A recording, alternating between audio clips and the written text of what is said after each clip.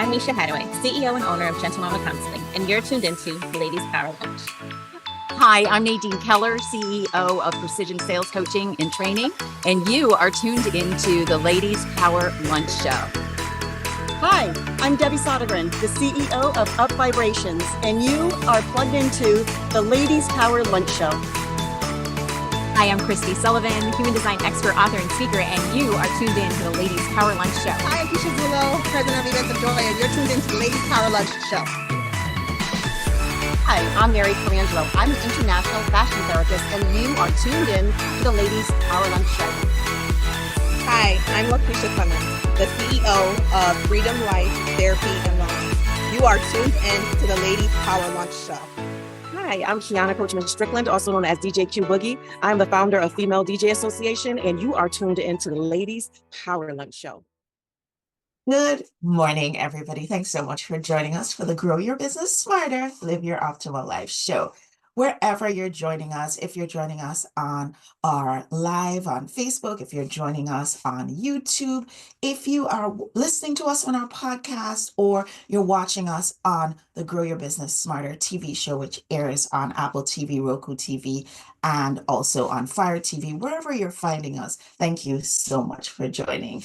Today, we want to continue a topic that we started last couple of weeks. Basically, there is an opportunity, we believe, for us to grow our businesses smarter so that we can live our optimal life. Spoiler alert, that's the basis of the name of our show. But sometimes we spend a lot of time pushing and pulling and struggling and stressing and straining when there might be an easier way.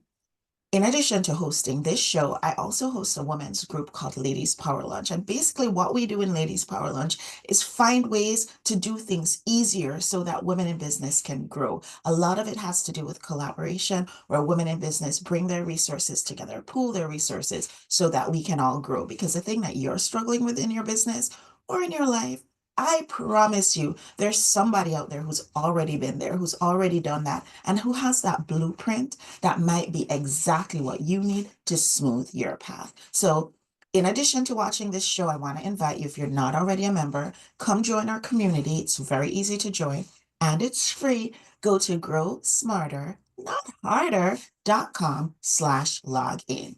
All right, so on with this show. Today, our special guest is Elizabeth Hill. She's an outstanding publisher. She and I have worked together on so many projects for my solo book and also for many of the Ladies Power Lunch anthologies that we have come out with over the years. And she's just a joy and also a wealth of information. And she's going to help us to understand how we can turn the content that we already have into paying clients. So welcome, Elizabeth. Thank you so much for joining us.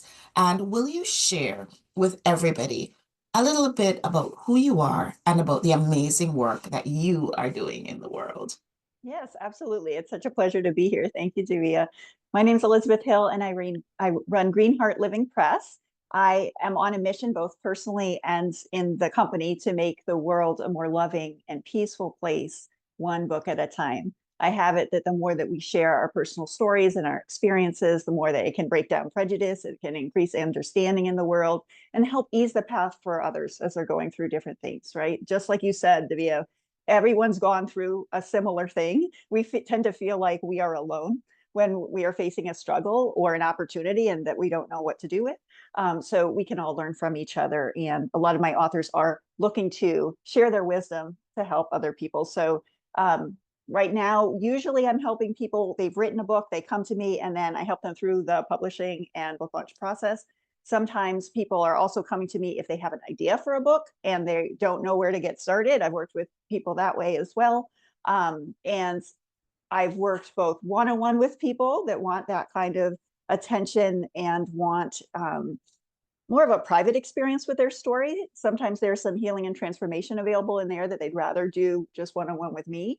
And also when I get to do writing groups and things like that, there's just the power of the group, which feels very exciting because then it's not just me helping them, it is the whole group. And it's beyond anything I can plan for. It's really cool to get to see the relationships that develop and creative opportunities that come out from groups. So yeah, that's a little bit about me and the work I do in the world. Oh, Davia, I can't hear you. A lot of the people who might be watching along with us, they might already know you, but there are quite a few people who have never met you. And we're all very nosy as people. So people want to know, they want the story. So Elizabeth's background, when I met Elizabeth, Elizabeth was working in nonprofit, and Elizabeth's background is in therapy and in coaching. So can you share with everybody the story behind how you actually entered into this world of publishing? Yeah, it's so fun. So basically, I was working in nonprofits for about 15 years, and I was doing not actually therapy, but I was doing macro social work. So I was working in community organizations. When we met, I was working at United Way, and I was working at like organizing programs, doing grant writing, working on the foundation pieces. So different nonprofits we were collaborating with. And I always found myself being the person who was writing all the things, right? I was the person that was designing the annual report, that was the primary communication when I worked at the community action agencies. I was the one writing the newsletter, editing the newsletter, collecting people's stories of clients that were successful at different nonprofits. But it never occurred to me that I was writing professionally. Like it didn't like land, because something about I was a social worker, right? I was working in the community. During that time, I was also a yoga teacher all those years as well, because nonprofits are extremely stressful, and I needed that the yoga teaching to kind of keep it together, and right, and raising my kids at the same time. My kids were young during those years as well. So what happened was I was kind of facing burnout. I burned out one nonprofit job and actually got fired from the job because it was just too much. Then I had started working at United Way, and that was a great job. But it felt like it's just too much. This doesn't feel like totally aligned, even though it's doing good in the world. It didn't feel totally aligned. So I did a life coach training. While I did that, I wrote my first book, which was Green Your Heart, Green Your World. And then I was building my life coaching practice. And as I was building my life coaching practice, I turned around and I realized 8 out of my 10 clients were wanting to write books. It was not anything I set out to do. I didn't go, oh, I'm going to be a book coach. I remember you, Davia, even at a meeting, you saying, like, is there a writing coach in this room? Like I was at your ladies part, but I didn't identify as a writing coach at the time. It just didn't like land that that's what I was doing. And I went, oh, maybe this is what I should be doing. And it's absolutely what I love so much. And so it feels like the universe just went, here's your job. You should do this. Because I get to help people in a really they do transform when they write a book. It's very powerful. They get to build their business as they publish a book, and that's exciting to witness. So I'm using all of my coaching skills, all my social work skills, and we get a cool book at the end, which is just fun, right? Yeah. And you use your community organizing skills to get that #1 bestseller place, which every author wants to get to, not because of necessarily the prestige of being a #1 bestseller, but when you're there, more eyes get on your work and you get to connect with the folks who you're here to connect with. Usually, Elizabeth, at the end of every show, I pull a card for us. But while I was waiting for you to hop on, I don't know. I was like, energy, what should I do? Should I pull a card now? And I did. And I feel like the card I pulled lines up really, really well with what you were just talking about being in a job and burning out and it not necessarily being the best fit, but there being something else that's out there for you that you've tapped into and now you're living your best life.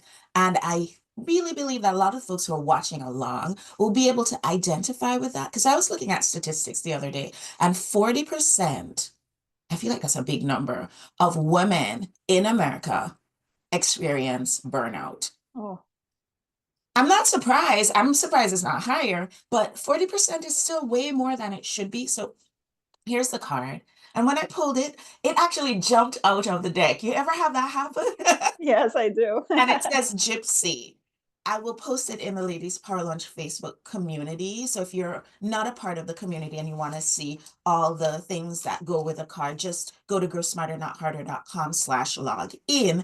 And there you'll be able to see the card. If you have comments, you can make your comments and just be part of that robust discussion that we're having over there every day. So the reading says, and this is from Colette, from Alana Fairchild's Love Your Inner Goddess, because we all should. You are encouraged to say yes to new opportunities and adventures, ideas and connections. And this might even still be true for us now. I mean, maybe with the thing that's going on with you now, there might be even another level for you to ascend to, especially the ones that fill your heart with a sense of excitement. Perhaps just before your mind begins to dwell on doubts and concerns, try to give it a chance. You can handle the unfamiliar better than most. Once you get your bearings, you'll find a way to thrive, to enjoy what you discovered and experience. Let the yearning of your soul to explore the new and exciting inspire you. The unfamiliar and the unknown hold great blessings for you. Open yourself up to new horizons. Mm, Isn't that how awesome. right in line with what you were just talking about? Yes, that's amazing. Right in line. Very So cool. in order for us to be able to for us, I feel like we need to make more time in our schedules, make more time for us, make more time for introspection. But for many of us who are women in business, whether it's small business, large business, entrepreneurs, solopreneurs, nonprofit, corporate, wherever we are working perhaps harder than anybody in the world should. And we're doing the things that we're doing at work, and then we're going home and we're doing home things, and we're taking care of kids, and we're taking care of older parents, and we're just burning the candle, not even at both ends. We found other ends to burn the candle at that don't even exist. We're doing all the things. So what I want you to talk to us a little bit about are some of the do's and don'ts, because you know content backwards, forwards, and in a circle, whether it's writing a book or doing promotions or community organizing, whatever it is, you know content. How can we take that content that we have and turn it into paying clients? Give us some do's, some don'ts. If you feel like throwing in a story here or there, we love stories. We're here for it. So what are some of the do's and don'ts that you suggest? Well, I would say it's very good to have some things that are your clear message, right? These are things that, like, 2 or 3 things that you always say or you always put in posts, right? That you can tell resonate with audiences, right? And you do learn this through public speaking and like talking to people. You learn it through one-on-one conversations, right? It took me years, but it doesn't need to take years. I think I was a little nervous as I learned how to do all this. So it might have taken me a little bit more time. But for instance, right, me saying my mission is to make the world a more loving and peaceful place, one book at a time. I developed that. And then, when I started saying that, people were like, oh, wow, right? It started really landing with people. And I went, oh, that's good. And then another thing that I say commonly is, when we share our story with others, we're no longer carrying it ourselves. We get the experience of the world carrying it with us. So we don't have to feel alone anymore, right? And when we find these, I guess you could call them taglines, or you could call them, themes, write them down and keep them somewhere and reuse them all the time. You aren't sounding like a broken record. It's actually like affirming to both yourself and for other people to be like, this is who they are. This is what they do. We talk about the no love and trust factor, or the no like and trust factor, right? That you're developing trust when your messaging is consistent and like that. And then you aren't having to recreate the wheel, right? Like, it exists. This is the main theme of what you do. And that can be in both your speaking, in your one-on-one conversations, in anything that you write, you can put that in, right? I'd also say it is good to come from the heart. Those are the things that land the most when I'm doing like social media posts or whatever, when I'm like, oh, I want to do a post about this. And it literally takes a minute, and it's just like, oh, me taking a picture of myself, that lands. So pictures of our faces, for some reason, people really like to see our faces. And they like to see us with other people too, right? It's fun to see you with another person as well. What I'd say also is, do use the things that you've used before, right? Use the things, like if you wrote an article somewhere, use that in a book, use that in a newsletter. You could use it in a chapter in a book, right? Talk about it on your podcast. The reason is that it resonates with people, and that is how people want. When they hear that, they go, "Oh, I want to work with this person. I trust this person. I want more of this." Right? But Elizabeth, some people might be thinking, but I've used that already. I need to come up with something new. Right. What do you say to the person who is thinking that way? Yeah. So I've been listening to Stu McLaren's book. I think it's called Predictable Profits, but he's the membership guy. He teaches a lot about how to do memberships. And in it, he said, and he was talking about specifically like Facebook posts. They literally use the same exact Facebook post. They don't rewrite it. They don't whatever. When they see that one lands, they just keep using that. And I hadn't really thought of it for that, like that same image, the same message, because maybe it's because we're a little self-centered or something. I don't know. No one's paying as much attention to us as we think they are, right? They're not like, I wonder what Liz is going to put up today. Like, they're just not. So they don't see everything that we put up, number one. So they might have missed it. Or they might have seen it and gone, that's cool. And maybe it's part of our toddler brains or something. There's a little part of us that's a little toddlery where we like repetition as humans. We like hearing the thing like boom, boom, boom. And you might not have clicked on the thing before. You might not have like followed up, but today might be the time, right? I know some people, they're like, oh, I want to write a book. Oh, I want to write a book. But for some time they can't. Like, it's not a thing that can be a priority. Then one day it's like, oh, today I actually want to do this. Like, I feel like today's the day. So it's important to keep putting yourself out there and using the things that work, so that when the people are ready for it, then they can think of you, right? And they can come to you for the thing that they're ready to engage with and take on. Yes, it's definitely, don't think that you shouldn't use it because you haven't before. That's such a great perspective, because I do agree, repetition for emphasis is always going to be the way to go. Any other do's and don'ts that you recommend for us, Elizabeth, in your expertise? Yes, I would say a couple don'ts, because don'ts are always helpful sometimes. Yes. Is don't just put out something every day because you feel like you're supposed to put out something every day, right? Just don't. I would say 2 or 3 times a week is like, oh, let's put on some, like, if you're I'm just talking like social media posts or that sort of thing. Like, that's fine. I have a personal pet peeve of, let's not just put something up because I agreed to do it. I can tell when someone does that and I'm like, like I'm not feeling it. I think the energy isn't there, yeah. Right? And also, well, here's another do. I learned that it's good to keep posting what you're selling, right? Like, actually make it available and clear. So you're like, not every post, but like once a week, it's like, here's a thing that you could sign on for and get, right? Like, so that people actually have a clear path of how they could work with you, and they know you're in business, and they know that you're like accepting clients, right? That's something that has started working for me. And it might not actually be that people sign on for that particular offer or something, but they might be like, oh, I should reach out to Liz about this other thing that I had an idea about. So that's another thought that I had too. You do a lot with helping people who are wanting to get their books out in the world to actually make it happen. And I know for sure that you have been one of the co-authors to a book that helps people look at the content they already have and turn it into a book. Have you ever had a client that you've worked with where you've actually been able to show them their content that they already have, help them to create a book and use it to actually improve their status in their field? Yeah. So I've had a number of books that are basically started from previous content. We were talking on this on the call the other day.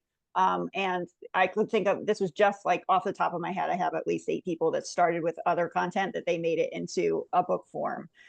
What is very exciting is when people can use that to then step into more of a kind of an expert role.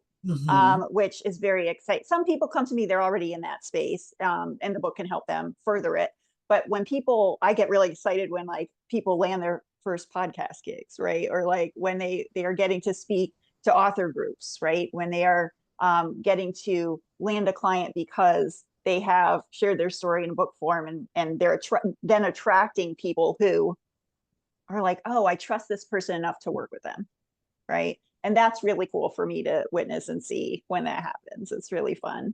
And you have to be open to that happening, because the opportunities don't always come in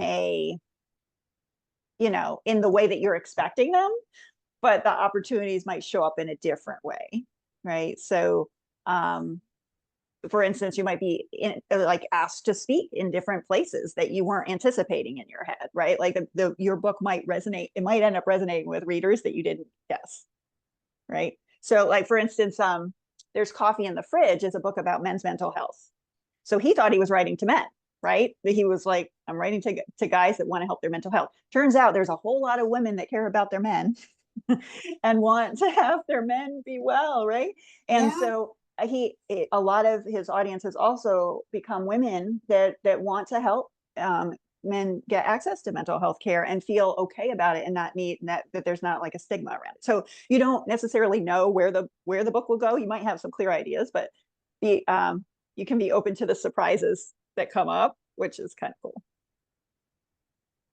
If people are watching along and you want them to just take away one thing from our conversation today, what's that one thing that you just want? If you could wrap your arms around us and say, hey, do this way, do this better. This is really, really the advice I have for the world. What would that be? I would say you've already done it. I would say you've got it. You've already written it. It's already there, right? You already have it within you. It's looking at what you have already and how do I share that out in the world? And that's enough and plenty. That's just what the world needs, is you to share that. Last question. People like to watch the show, and I'm a practical person. I have that engineer mind. I like when people can tune into the show and they can take away one thing and go implement it in their life or in their business right away. So I'm going to put you on the spot a little bit here, Elizabeth, but if you could give us one piece of homework, just one thing that we could do this coming week to move our content from all the places that it is to actually attracting clients, what would that one piece of homework be? Oh, yes. So I would see if you could find, like I was talking about my mission statement, like that kind of like tagline, see if you can have that. And I would challenge yourself, if this might be outside of somebody's comfort zone, to go and post your mission statement or whatever that tagline is, as well as an offer to people right there on Facebook, and say, are you interested in doing this with me? And actually like put it out there, because a lot of people might be more comfortable with sharing information versus sharing here's the way that you work with me and hire me today.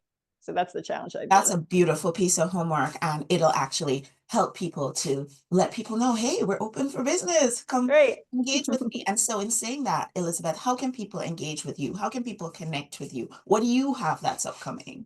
Yes. So you can take a look at my website, greenheartliving.com. You can go to the publish section. If you do have a book that you're looking to get out there or an idea for a book, you can get my free publishing guide, which is a video guide and a workbook. And you can also apply to publish with us or work with us in some capacity. So that's what I'd say is the best way to get in touch with us.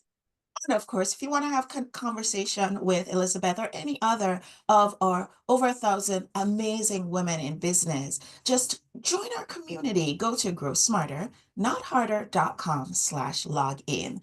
Elizabeth, it's always a pleasure to have you on the show. And I want to point people, wherever you're finding this, just look an episode or two up in the listing, and you'll see where we got together and we had a panel discussion with some other experts about how to turn our content into clients. So look for that. And thank you everybody for watching along. Thank you, Elizabeth, for being such a great part of our community. And I'll see you all on the next show. Bye, everyone.